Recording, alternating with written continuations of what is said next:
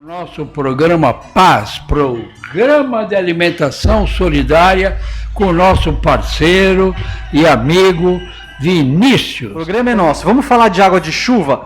Sim. Tem uma pergunta para ti, Tony. Vamos.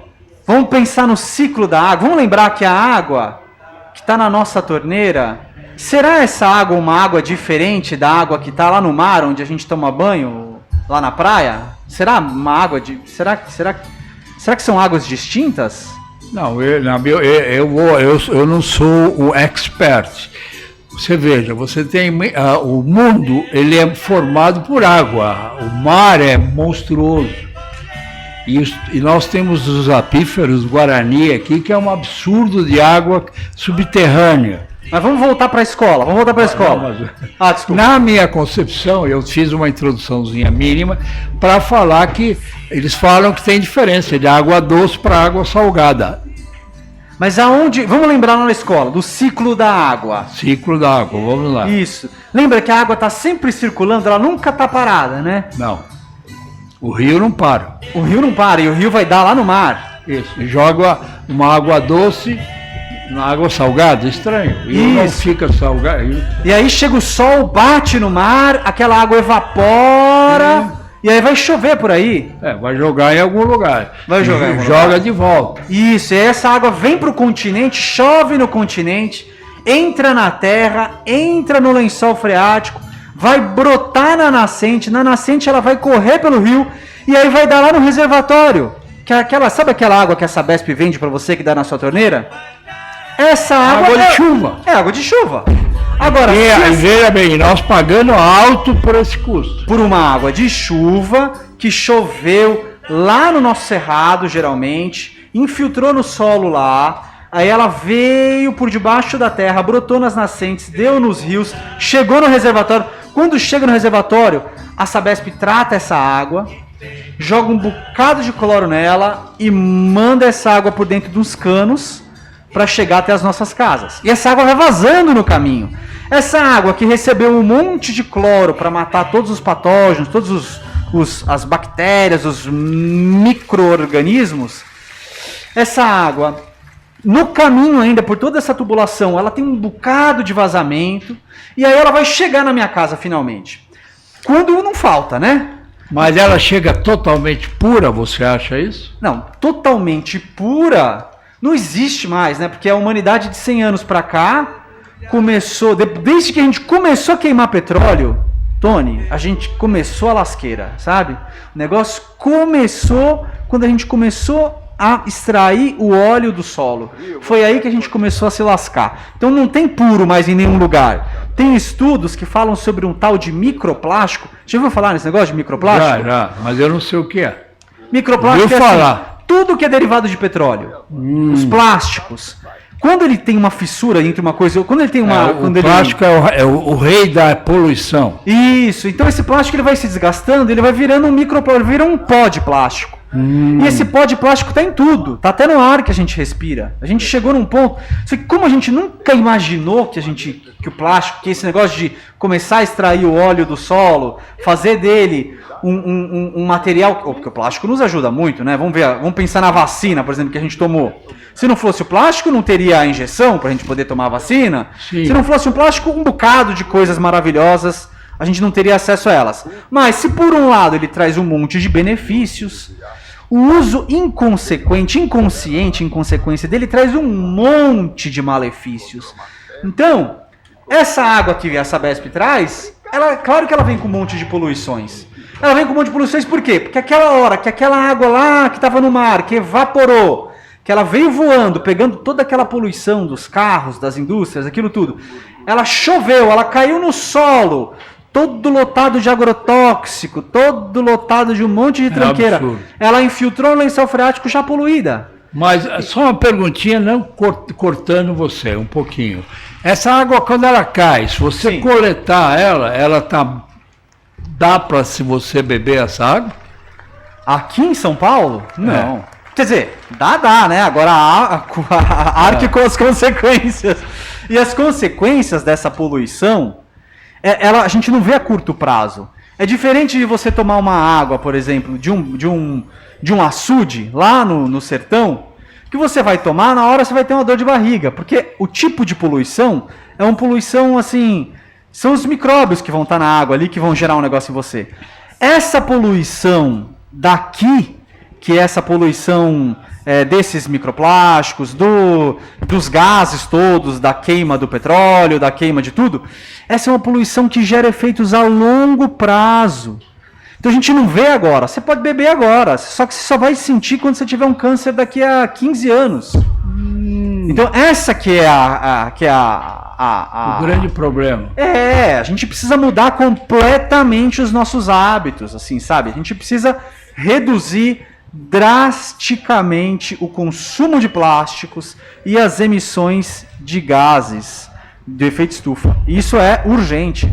Por isso que você já matou um monte de pergunta aqui com essa... Mas vamos voltar lá, vamos voltar na água da chuva. Então vamos lá. Aí tá faltando água na minha casa, lá 2014. Sim. Rosinha tinha 3 anos de idade. Eu preocupado com criança em casa sem água na torneira. Aí tá. Então eu vou começar a captar água da chuva. Comecei a captar e armazenar nos tonéis, nas barricas de 200 litros.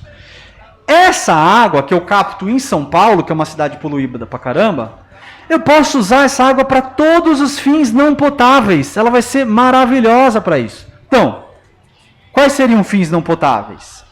Para instalações sanitárias. Isso, para dar descarga. Eventualmente para um banho.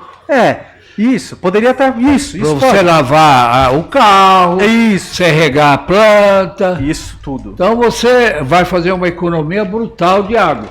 Isso mesmo. Então a gente pode usar, como você disse, Tony, para descarga, para lavar o chão. Imagina quem tem cachorro e gato em casa que fica mijando naquele piso todo impermeabilizado, que fica aquele fedor. Você vai usar água da chuva. Por que eu vou usar água tratada? Não vale a pena. Usar água da chuva. Claro. Está jogando fora o dinheiro. Mas então, para todos os fins não potáveis, para rega, então a gente produzir comida. Eu não preciso pegar uma água que vem lá do reservatório, que teve um monte de custo, que teve custo de tratamento, que teve custo de transporte pela tubulação. Se chove em cima do meu telhado, por que eu vou pegar uma água da chuva importada? Vou pegar a água da chuva que tem no meu telhado. Faz muito mais sentido, não é? Lógico. E é super simples captar água da chuva, não é um bicho de 7 cabeças.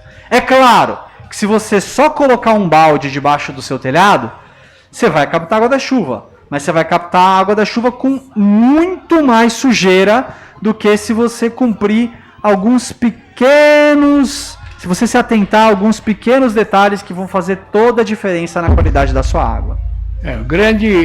Usando essa água que vem da chuva, você sabendo usar essa água, você vai fazer uma economia de água da Sabesp violenta. Sua conta vai baixar bastante. Olha, lá na minha casa a gente conseguiu reduzir em torno de 30%. Usando assim, mas captando pouco. Se a gente captasse um volume maior, a gente poderia aumentar a economia. E se a gente fizesse uma desinfecção dessa água lá em casa, aí então, Tony, daria para usar para muito mais finalidades. Não, mas essa água da chuva tem algum ingrediente, algum produto que você possa colocar nesses tambores que ele reduza essa poluição? Então, olha, tem um monte de filtragens possíveis, assim, né? Tem, por exemplo, você já viu aqueles filtros de cavalete na porta da Sabesp, que tem aqueles filtros, aqueles plissados, assim, aqueles filtros... Ah, já sei. Sabe aquela vela que você usa no seu filtro de barro? Então, existem uns filtros que são os primos daquela vela, só que são maiores, assim, que você pode usar para filtrar os sólidos, né, os resíduos sólidos, aquela sujeirinha que é visível. Sim. Essa você consegue filtrar usando esse tipo de filtro.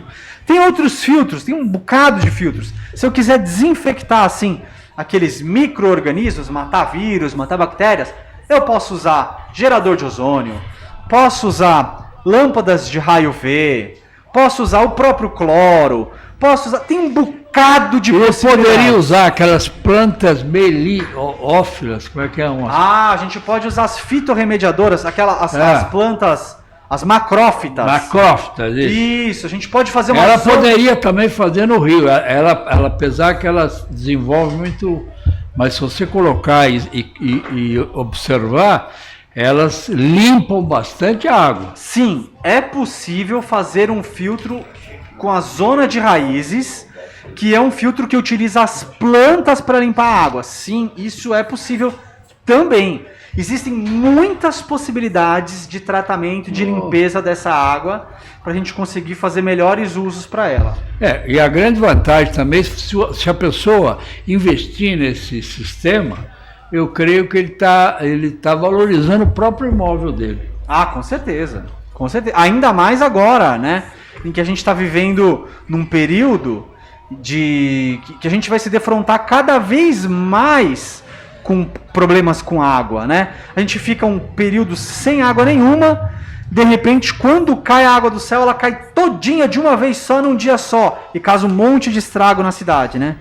Então, quando a gente tem cisternas em casa, a gente também contribui com a redução dos alagamentos, Tony. Porque imagina, aquela água toda que cai de uma vez só, se ela cai de uma vez só e ela correr para a rua, que está toda impermeabilizada, a terra não chupa nada, o que acontece? Ela vai causar alagamento.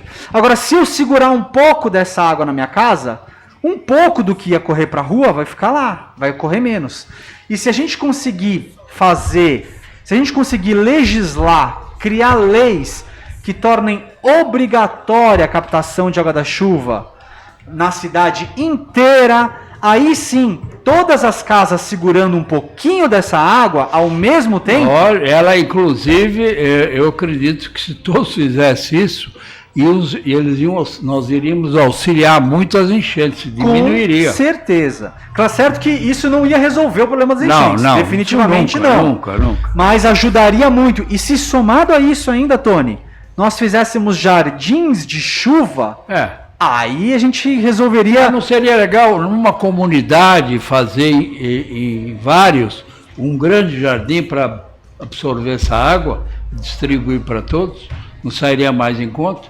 Eu acho que a coisa mais inteligente que a gente pode fazer hoje é descentralizar tudo. Ao invés de fazer um grande jardim, vamos fazer 10 jardins médios. Pequenos jardins. Pequenos. Valorizar as pequenas praças que todo bairro tem. Que tem que ter, os que não tem que ter. Sabe? É obrigatório. A gente tem que passar a ter. E para quem não sabe o que é um jardim de chuva, jardim de chuva, você sabe o que é um jardim de chuva, Tony? Não sei, é uma pergunta que eu ia fazer. Então vou contar para vocês.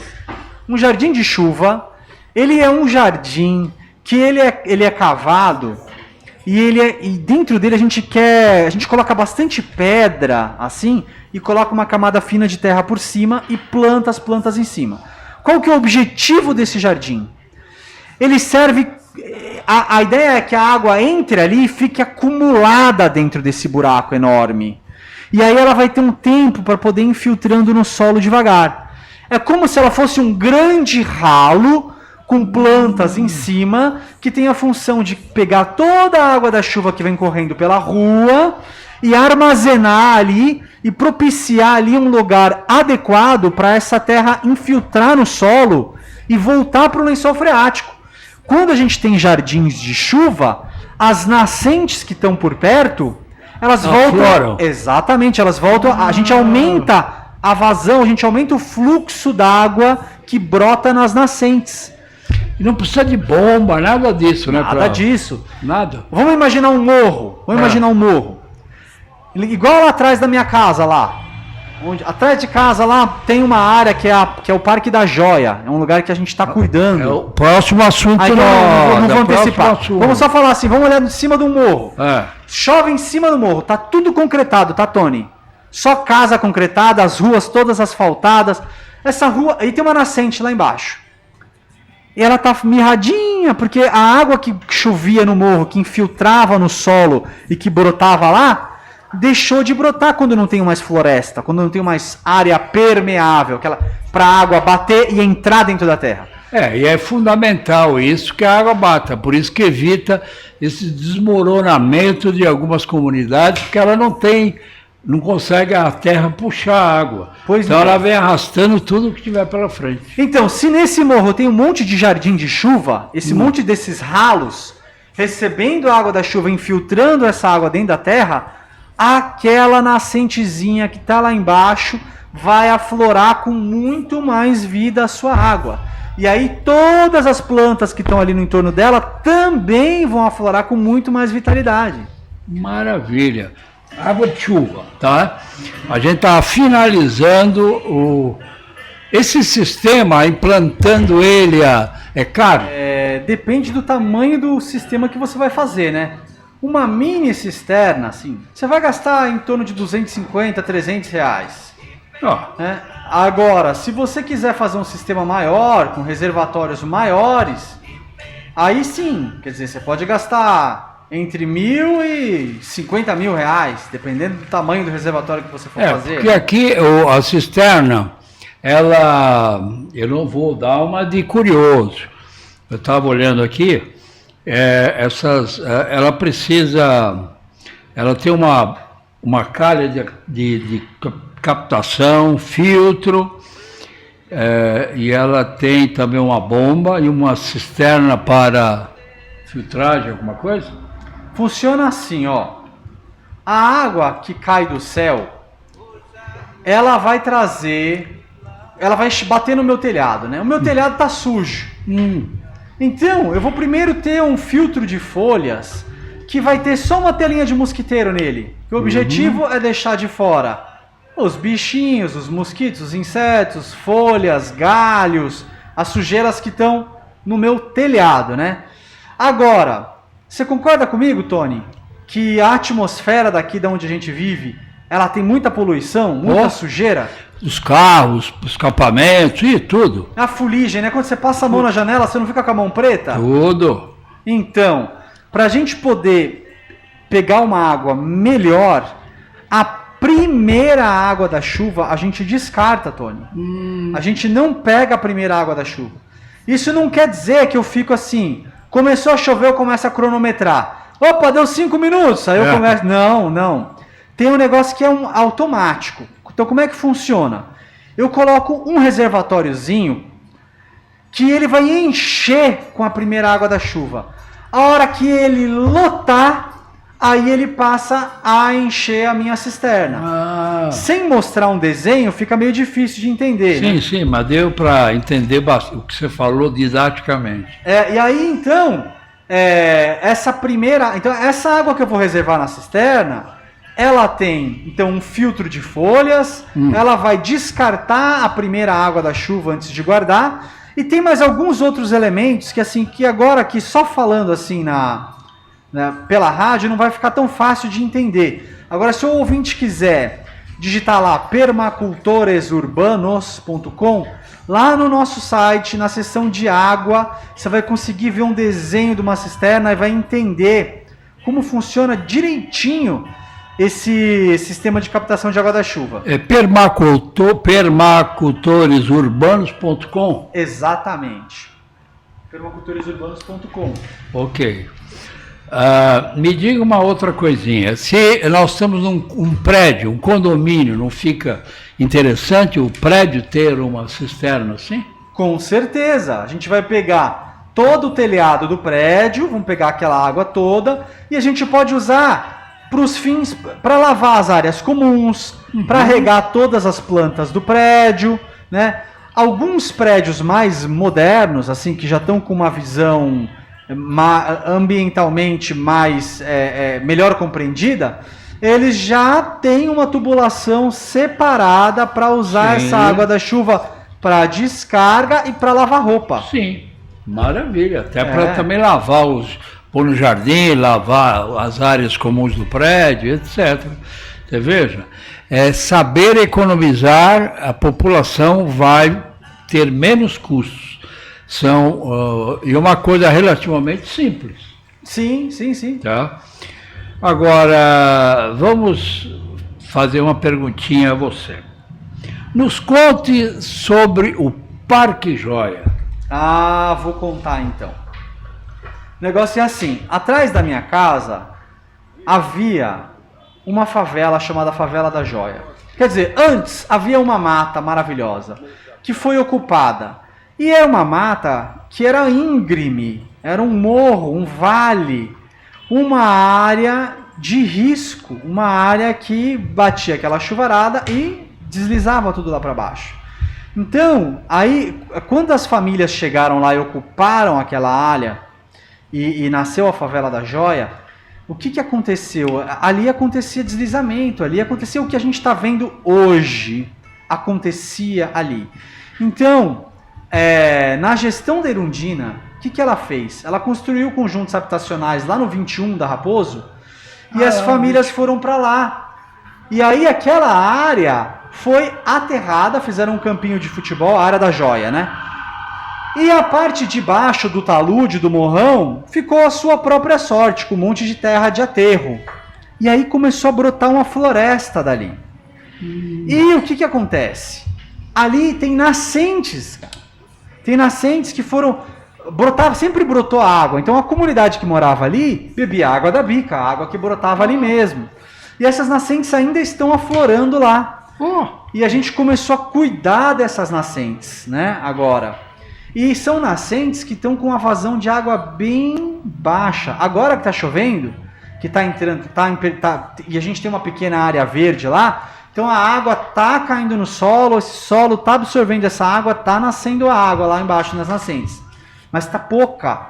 Então o que a gente está querendo fazer junto com um monte de vizinhos, o que a gente fez? A gente começou a cuidar dessa área da Joia que estava abandonada, começamos a plantar, trazer de volta espécies nativas, fazer compostagem comunitária, ou seja, o lixo que iria o lixo orgânico que iria para o lixo, ia parar no aterro sanitário, umas 10 famílias separam esse lixo orgânico e de sábado à tarde a gente vai lá para a Joia compostar.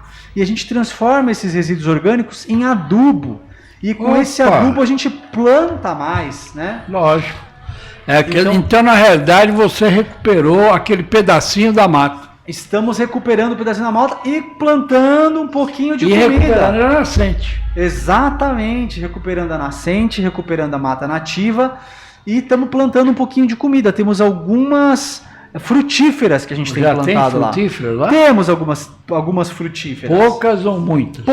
Poucas, porque assim, como as espécies invasivas assim cresceram muito rápida, tem muita sombra lá, então não dá pra gente fazer uma horta, por exemplo, porque tá tudo sombreado, então horta sem sol não vai, né? Não. E a gente também não tem autorização para cortar as leucenas, para cortar os alfineiros do Japão, algumas árvores que não são daqui, mas que crescem muito rápido e se espalham muito e que sombreiam toda a área. A gente não pode cortar essas árvores para plantar outras, porque não precisa de autorização da prefeitura, né? Então a gente tem conversado com a prefeitura agora, estamos nesse momento, no momento de fazer o manejo das espécies exóticas para reintroduzir as espécies nativas. E aí conseguir atrair mais a fauna local, né? E a flora local. Porque você vê muito, as árvores estão caindo na chuva, mas ninguém vê que a coitada da árvore, eles acimentaram as raízes dela. Pois é. Ela vai cair, isso é a tendência óbvia. Né? E outra coisa, eu acho que nós temos árvores nativas brasileiras maravilhosas, que elas teriam que ser colocadas em alguns lugares onde cai. Põe uma brasileira e não árvores que não condizem com o país. Essas árvores exóticas, assim, nos planos de paisagismo da cidade, nossa, essa árvore é lindíssima. Aí trouxeram na década de 60 árvores lindas de fora. Não era para pôr nas calçadas de jeito nenhum. Pois é, ainda assim, e aqui em São Paulo a gente não teve nenhum planejamento, né, da arborização das calçadas. Então árvores enormes, de portes imensos, são plantadas em lugares inadequados, como é o caso da porta da minha casa. Na porta da minha casa, Tony, tem um chapéu de sol de uns 18 metros de altura, cara. É um negócio assim, ela tomou a calçada inteira. O que eu tô com vontade de fazer lá é quebrar toda a calçada para poder deixar as raízes dela mais à vontade. Sim, porque aí ela não... Aí ela para cair é muito difícil. Mas ainda assim, né? Agora, me diga uma coisa, onde que fica o Parque da Joia? O Parque da Joia fica no Butantã, coladinho no Céu Butantã, lá na zona oeste de São Paulo, ali no bairro do Rio Pequeno. E é isso, é ali onde a gente faz um trabalho voluntário. Sabe o que a gente faz lá também, Tony? Festivais. A gente faz uns festivais que são assim, a gente faz shows na rua e também fazemos, nas vésperas dos festivais, a gente faz mutirões de plantio, mutirões de limpeza, mutirões de cuidados com as nascentes, né? E aí a gente vai... Mas a população do entorno, ela colabora bem? Com certeza. Assim, alguns vizinhos, durante a época dos festivais, os vizinhos se aproximam e vão lá. Alguns vão só pela música, outros vão pela parte dos mutirões. Muita gente de fora vai lá visitar e dar uma força. Porque eu vejo aqui, o que vocês oferecem aos visitantes? Você já falou. A gente deixa tudo muito melhor. Primeiro, Agora lá, esse parque ele é muito grande ou ele... Olha, é relativamente... A nossa área, ela é grande. No total, a gente tem 11 mil metros quadrados. 11 mil? Mas considerando que tem o campinho lá, que já ocupa mais ou menos uns 5 mil, o campinho e a pracinha, de mata mesmo a gente tem uns 6 mil metros quadrados, assim, né? Onde fica a área das nascentes, tá? Onde fica a pequena rocinha. Mas essa mata, ela tem trilhas, como é que vocês... A gente abriu trilhas, né? Tem trilhas abertas por nós lá, que precisam de mais manejo, é verdade, mas o trabalho voluntário chega uma hora que ele é difícil manter, né? A gente precisa de gente nova sempre para trazer mais oxigênio, né? Mais energia, né? Mas sim, nós temos trilhas que dão acesso até as nascentes lá no meio da mata. Então essas nascentes estão no meio da mata. É interessante levar alunos de escola, mostrar o que é uma nascente, o que pode ser tirado. Tem esse trabalho de orientação ou não? A gente está do lado do Céu Butantã. Isso. Então, o céu teria que ter uma horta. Ele tem uma horta lá dentro. A maioria dos céus, eles têm horta, mas a maioria não cuida da horta. Esse que é o grande problema. As hortas do céu, a horta... Durante agora a quarentena toda, por conta da pandemia, as hortas sofreram muito, né? Sim. Mas a horta da SEI, da creche do Céu Butantã, eu acho que talvez ela seja a horta melhor cuidada dali do lugar, né? Mas a gente, respondendo a sua pergunta anterior, a gente recebe sim alguns professores que vêm com as suas crianças para conhecer as nascentes, mas isso é uma coisa que a gente ainda vai aprofundar, sabe? É um trabalho que ainda é pouco difundido. Agora só que a gente tem uma escadaria para descer o talude lá, porque antes era uma ribanceira lá, nem minhas filhas queriam descer lá, tanto que era um barreal, era fácil cair no meio da mata lá. Hein, Rosinha? É verdade? Olha! Antes era mais difícil, mas agora a gente já conseguiu uma primeira parceria com a subprefeitura do Butantã, que ajudou a gente a fazer as escadas. O que foi, filha? Fala. Agora vou te falar um negócio, Tony. Agora as meninas estão morrendo de medo de descer lá. Cobra? Porque nessa época... Não, cobra a gente nunca vi lá cobra, mas aranha agora, estamos numa época que elas estão se reproduzindo pra caramba. E aí, a última vez que a gente desceu lá, elas estavam morrendo de medo. Mas é isso, né? Faz parte. A gente vai entrar na mata, a gente vai encontrar bicho, né? Claro que vai. Então... E o que o Parque Joia representa para a comunidade como um todo? Um local de encontro, né? Um local da promoção, assim, da construção de uma comunidade mesmo, assim, né? Da troca social, né? Então, assim, no parque, lá em cima, no parquinho ali em cima, ficam os jovens, tem a academia da terceira idade, que o pessoal mais velho vai lá se alongar, se exercitar. Mas a prefeitura se preocupou em fazer algum aparelho, alguma coisa? Agora nós recebemos uma verba de um vereador que colocou lá uma emenda e deu uma melhorada na infraestrutura que temos. Maravilha, né? Maravilha. Tá certo que é ano de eleição, né? Agora ficam puxando o saco. Mas não é isso. A gente precisa de um investimento recorrente, precisa de um investimento maior. É isso que eu ia perguntar agora. O que você acha que o Parque Joia tem que fazer jus ao nome dele? A Joia do Butantã. Então, a gente precisa ser reconhecido como parque mesmo, sabe? O reconhecimento. Pra gente poder ter recurso, né? Para poder ter acesso a recurso, para a prefeitura ir lá e limpar, para a prefeitura ir lá e instalar lixeiras, para a prefeitura ir lá e instalar iluminação, para a prefeitura ir lá e fazer conosco jardins de chuva, para fazer com que as águas das nossas nascentes voltem a aflorar, né? Enfim, a gente precisa de infraestrutura. Você tem esse projetinho do Parque Joia Nós estamos para agora desenvolver? Então, a gente está elaborando esse projeto a muitas mãos.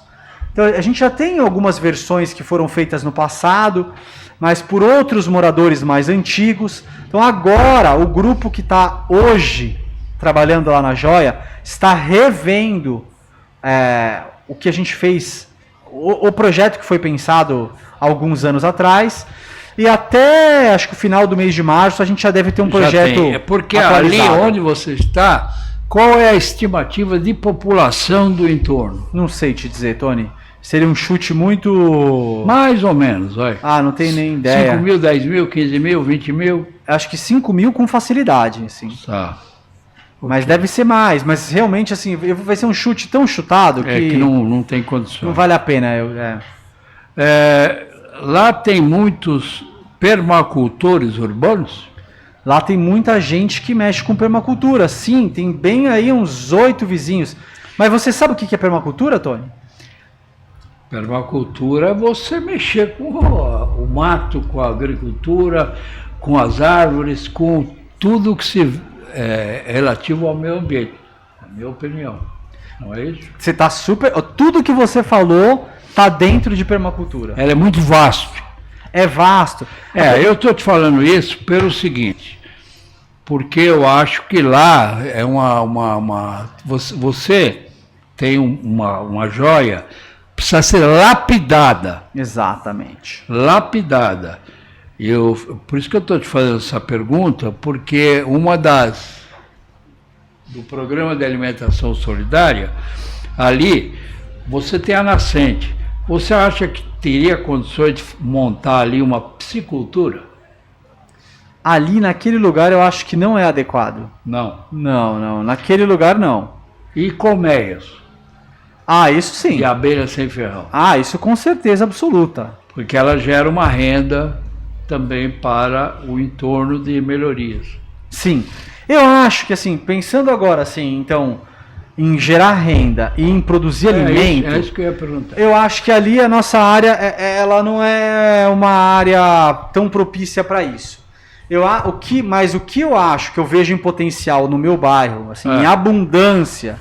Uhum. E que eu acho que realmente a gente poderia pensar em políticas públicas para adotar essas áreas são os linhões, Tony.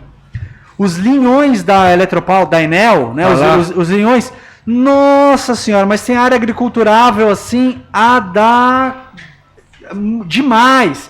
E os linhões da Sabesp também, por onde passa a tubulação que distribui, que conduz a água lá da represa. Mas tudo isso aqui, esses linhões, Sabesp e Enel, pode ter horta. E devem ter. O que falta é política pública. É incentivo do governo. Para se fazer esse espaço, por isso que eu vou conhecer com você lá, tá bom? E aí é onde entra, vamos adotar o programa do Paz lá e nós vamos te levar toda essa estrutura junto com apoiadores, investidores. Isso seria maravilhoso. O que a gente quer fazer no Parque da Joia é uma escola de permacultura urbana, que é um centro de formação em permacultura muito parecido com o que as maravilhosas mulheres do GAL fazem aqui. Sim, escola. Uma escola de permacultura urbana. Um núcleo de educação e sustentabilidade. Para jovens, para crianças, e na verdade para todas as idades, né? Mas tem um público assim que é um recorte. Foi esse nosso papo que hoje ele cresceu muito mais. Pois é. Porque nós estamos brigando nesse sentido. Eventualmente, talvez nós vamos ter uma opção com vocês lá, montar isso aí. Seria fantástico. Sabe o que Porque nós temos todo o apoio governamental, municipal e federal. Tá? Então esse papo hoje foi maravilhoso nesse sentido. Tá? Então ela representa muito para o bairro, né?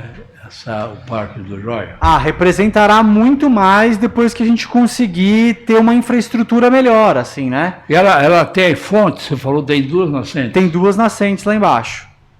Tem 2 nascentes. E a comunidade, você disse que ela participa? Sim, somos umas 10 famílias, assim, mais atuantes. Mas tem que ter mais, né? E eu fiquei sabendo que você fez lá um mutirão de cavamento. Foi Cavamentos isso? de Lagoas. Foi, até a Rosinha que está aqui, ela participou de um deles. Maravilha, e foi bem aceito? Foi super gostoso, né? Foi super gostoso. Mas a gente tem mais vizinhos de fora, mais gente de fora do bairro que foi participar desses primeiros mutirões do que de dentro. Por isso que a gente tem vontade de retomar os festivais. Porque quando a gente faz o festival, a gente tem que comemorar, a gente tem que agradecer, a gente tem que festejar a bênção que nós temos áreas como essas dentro da cidade. Sim. E quando a gente faz essas festas, Tony, a comunidade se aproxima, a comunidade começa a criar empatia com o lugar. Você está fazendo junto com a natureza. Tudo que envolve natureza é uma coisa muito maravilhosa. Muito maravilhosa.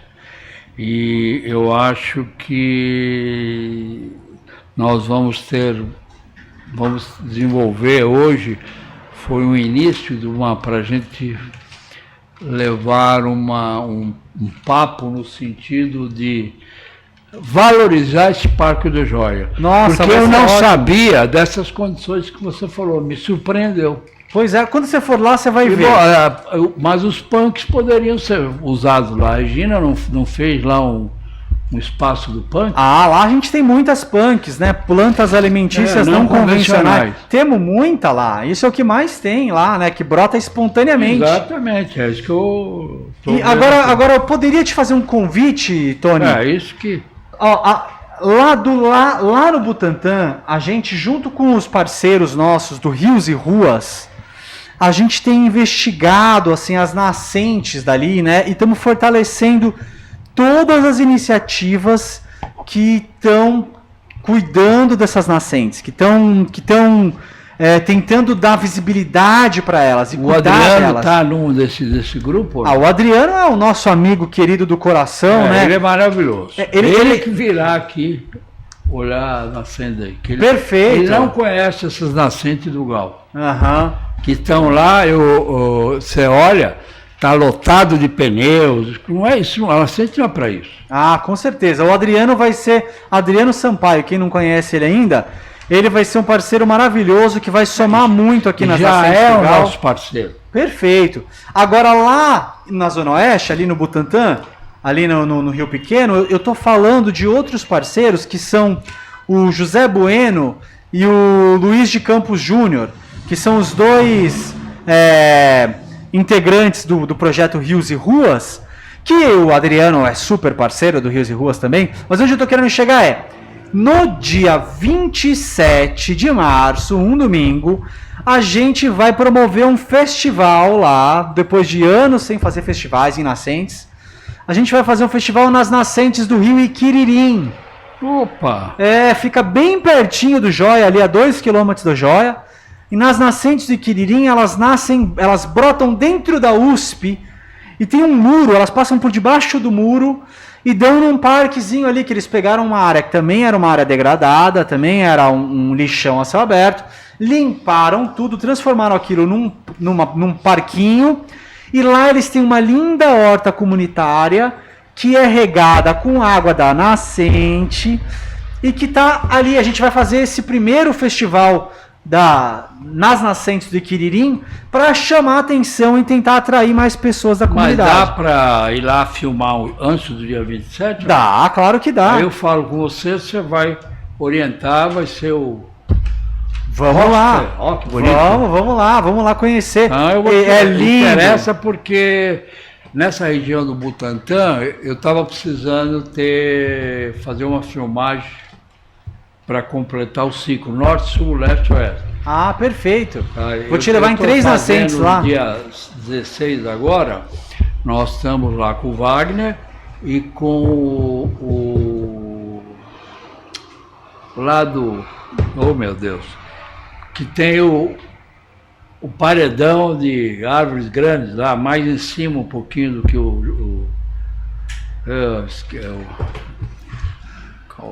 acho que é o Laerte, espera aí. Carambola. Enquanto você está pesquisando aí o nome lá no Butantã, Tony, a gente tem muitas nascentes, muita gente cuidando de nascente, sabe? Então eu estou querendo, talvez, eu estava tentando ir lá no Jaraguá, mas o próprio Adriano falou que lá ele tem lá uma aldeia indígena, mas eles não estão dando o apoio necessário.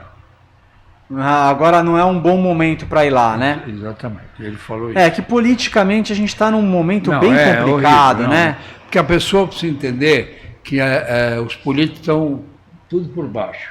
Né? Eles não querem, eles têm que entender que eles têm que se preocupar. Se aparecer algum que se preocupa com a natureza, como nós estamos fazendo com uma pessoa, eu não lembro se é Leandro.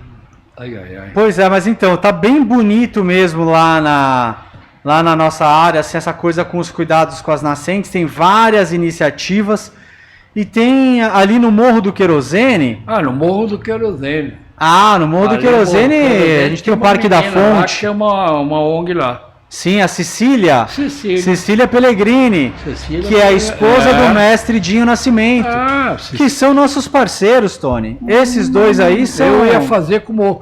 Mas eu conversei, eu achei que estava muito largado lá. Eu não sei se é onde eu sondei, e não era a realidade, eu ia voltar a falar com ela. Eu acho que eles estão precisando de muito suporte lá. Vamos lá. É uma luta antiga transformar aquela área ocupada num parque. Eles agora conseguiram autorização da prefeitura. A prefeitura comprou a outra área que tinha sido... que estava sob a posse de algumas famílias há muitos anos lá. Então agora estão com a faca e com o queijo na mão. Só falta abrir o parque e virar um parque mesmo ali. Opa, interessante. Falta recurso, né? Tá faltando dotação orçamentária. Passa para mim, eu tenho o telefone direto dela, se você tiver. Passo, claro. Eu vou lá bater um papo da gente fazer uma visita para ela. A gente poderia fazer um tour lá, passar nas nascentes do Iquiririm, nas nascentes do Morro do Querosene. E vamos lá. E na Joia. A gente faz 3 em 1. Maravilha. Em uma visita só a gente vê tudo. Eu vou combinar isso e vamos fazer isso tudo. Perfeito. E te falo essa semana. Agora, já descobrimos bastante do Joia. Agora eu queria saber que você me surpreendeu quando chegou. O que é esse quinteto que você tem, que você ama de paixão, que é a essência raiz da música nordestina em São Paulo? Vou te contar. É o Bando de Seu Pereira. Hoje a gente chama ele de Bando de SP. Bando de SP nasceu quando... Porque, como eu te disse no começo do programa, quem está chegando agora não ouviu, eu trabalho com música desde criança, né? E eu trabalhei, Tony, a vida toda com música instrumental. Tocando contrabaixo acústico, rabecão. Eu tocava em orquestra, tocava em big band de jazz, tocava em não sei o que lá, mas não tocava como cantor, não fazia canção, fazia só música instrumental. E aí o que aconteceu? Quando rompeu a barragem de Mariana, no dia 5 de novembro de 2015, eu já estava trabalhando com permacultura, tinha ido para lá capacitar a turma a captar água da chuva, né? Porque eles estavam sem água, né? A água deles estava toda contaminada com a lama tóxica, né? Então fomos lá fazer esse trabalho e lá, em cada comunidade que a gente chegava, abria a Kombi e saía o Lucas com o seu bandolinzinho cantando. E ele saía cantando e as pessoas chegavam no entorno dele. Então era cantando que ele conseguia juntar as comunidades. E eu falei, puxa vida, preciso colocar verbo na minha música, preciso começar a cantar. E foi aí que nasceu o bando. Que é aqui Banda SP? Bando. Bando. É o bando de SP. Bando DSP. Nas redes sociais, lá no YouTube, você vai achar Bando de Seu Pereira, que é daí que nasceu. Pessoal, meu amigo Léo Nascimento, que vem com, Seu Pereira, vem pra cá. Quando foi nascer o bando, virou o Bando de Seu Pereira. Você tem alguma música do Bando do Seu Pereira? Bando do Seu Pereira. Vê se você consegue encontrar aí, Alex. Não sei se a nossa internet vai permitir você achar. Se você achar... A Água é Uma Só ou A Capital do Nordeste vão ser músicas boas pra gente ouvir. Para tocar e ilustrar o que nós queremos. Isso, mas aí o que a gente faz? Nesse tour que nós estamos agora se comprometendo com você, era possível a banda também se apresentar lá ou não? Eu acho que o bando tá presente vai ser difícil. Mas eu e mais um, a gente pode fazer um duo ali pra gente. Maravilha. Isso com certeza. Opa, então isso é interessante. Tô vendo para ilustrar o... Perfeito. Um duo, quem sabe um trio, a gente consegue. Quem tá tocando conosco agora a sanfona no bando, inclusive quem gravou a sanfona dessa música Água é Uma Só, é um vizinho da rádio aqui, Tony. Cicinho Silva. Opa, ele teve aqui, o Cicinho. Ó, até arrepiou. O Cicinho teve aqui... sábado passado. É mesmo? Com o Zé da Lua. Olha só. Então o Cicinho é um... Não tem. Cicinho fora do sanfoneiro, incrível, sanfoneiro, né? De raiz. Isso, e ele é uma pessoa muito humilde também, um ser humano muito bom de lidar, né? Tá sendo muito bom trabalhar com o Cicinho. Assim. O Cicinho é maravilhoso. E ele é um dos fundadores, o pai dele foi o fundador da Praça do Forró, né? Então, assim, ele tem essa conexão assim com a raiz do forró em São Paulo, né? E isso a mim me interessa muito. Quando eu tive a oportunidade de tocar com ele e conhecer a história dele, eu falei, rapaz, preciso desse homem no bando. E aí a gente tem tocado junto, tem sido muito, muito bom. Que legal. Mas só para você entender um pouco melhor o que o bando faz, Tony? Isso, é isso. O bando sai, a gente tem uma Kombi, igual o pai do Cicinho fazia. O pai do Cicinho parava uma Kombi na praça lá e tocava forró. O que a gente faz é isso, a gente para a Kombi, levamos a Kombi para lá e para cá, paramos a Kombi na rua e tocamos forró. Ela toda caracterizada? Toda linda, colorida, maravilhosa. Oh, maravilha. E aí, só que o que a gente faz? Além de tocar o forró, a gente também dá uma oficina de permacultura. Então a gente ensina o pessoal a captar água da chuva, ou a fazer compostagem, ou a fazer hortas em pequenos espaços, em baldes, ou ou então a gente tem rodas de conversa sobre questões importantes, né? Como, por exemplo, o machismo, sabe? O lugar do homem hoje na nossa sociedade. Como é que está essa história? Como é que a gente está cuidando das mulheres, olhando para elas, né? Como está a nossa relação? Então, e a gente também conversa sobre temas como a soberania alimentar, enfim, todas essas questões que são importantes no nosso momento agora, são coisas que podem fazer parte dessa roda de conversa que o bando promove quando circula por aí na sua Kombi Zeolina. Legal. Então a gente faz música, fazemos oficinas e promovemos rodas de conversa. É isso que a gente faz. É o básico. Quem tiver curiosidade, se a gente não conseguir, procura lá. A Água é Uma Só. É uma composição nossa que o Cicinho toca junto. E que eu acho que é a minha preferida dos trabalhos que a gente tem feito agora. E além dela, eu gostaria de recomendar também um videoclipe que é muito ilustrativo dessas questões ambientais todas que a gente trata aqui, que é o Shot dos Recursos. Essa você também não ouviu ainda, né, Tony? Não.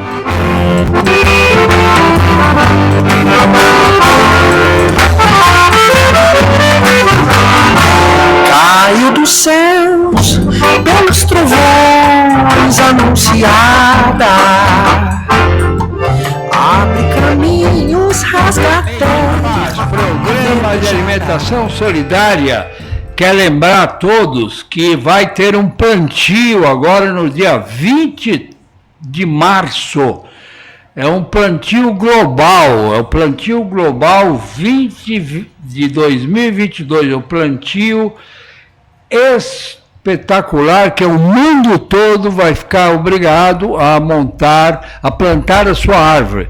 Isso aqui está sendo promovido no Brasil pelo nosso parceiro e amigo Sérgio Chiqueda.